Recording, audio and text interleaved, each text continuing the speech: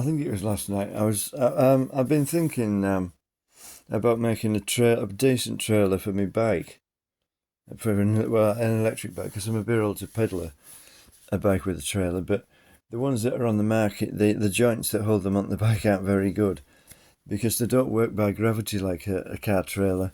They're literally a spring and a couple of bits of sort of elasticated rubber or plastic. And if you put a lot of weight on them, I think they would snap.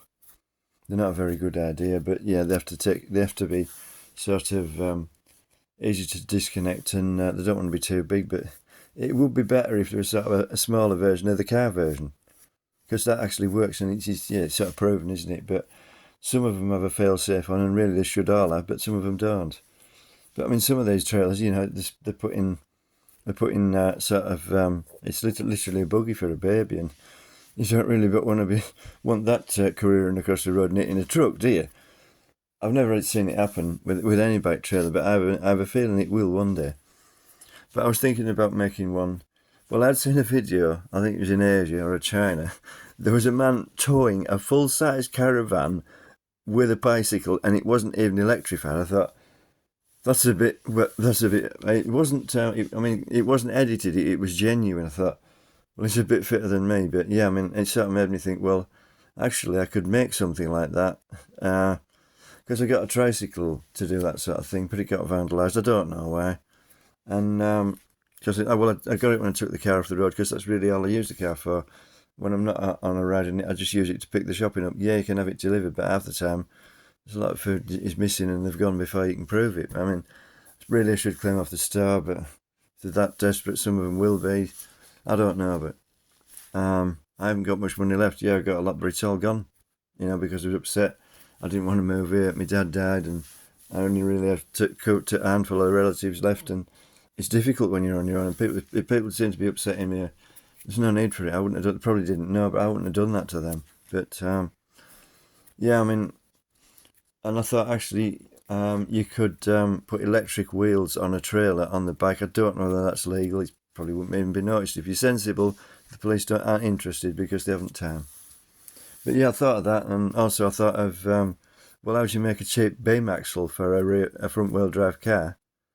Trailer suspension. I didn't even know it worked like that. It's literally, it's either sprung or rubber sprung, so it'll be like a mini, uh, a, a brick with a wheel at each corner. You could do it like that, but I'll have to fabricate my own front suspension. But when I look at the subframes, they're a bit overdone. They are a bit heavy. I mean, I took everything out, most of the stuff out from inside the car, and it only lost a couple of 100 kilos. That included the engine and the gearbox. When I started stripping the subframes off, I got 700 kilos off it. It shows you how heavy they are, doesn't it? They're a bit overdone.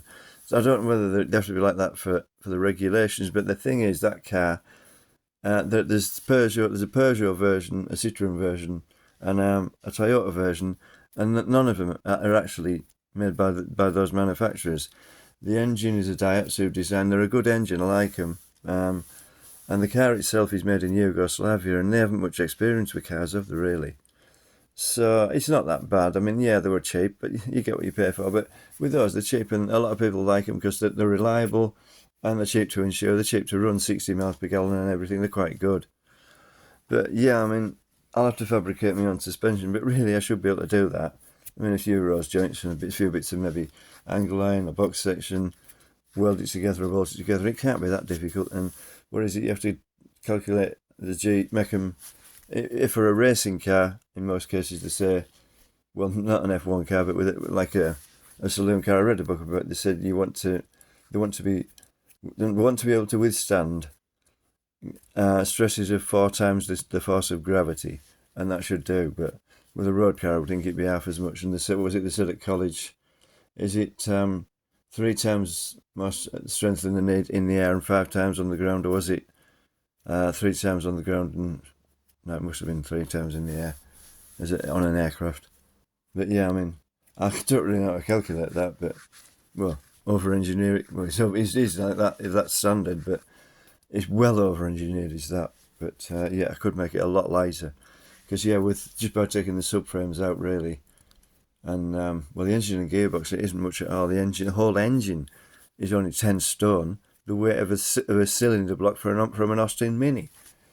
But yeah, I mean, it is a bit overdone, but it's like to say, if you lighten the car too much, you have no grip when you're braking and stuff like that. But I mean, I'm talking, it's going to literally be, well, they keep changing the regulations for lightweight quadricycles, but the one I know that's on the government website at the moment is 4 kilowatts or 5.5 horsepower. Surely that should shift, what, a couple of 100 kilos, which is what,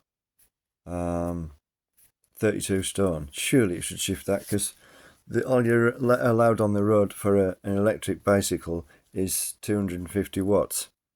And how much will a cyclist weigh? Well, you'd expect them to be about 10 stone or more, and the bike, well, wants a motor and a battery on quite a bit. So yeah, surely it should shift it. I don't really want it to go that fast. It doesn't really matter.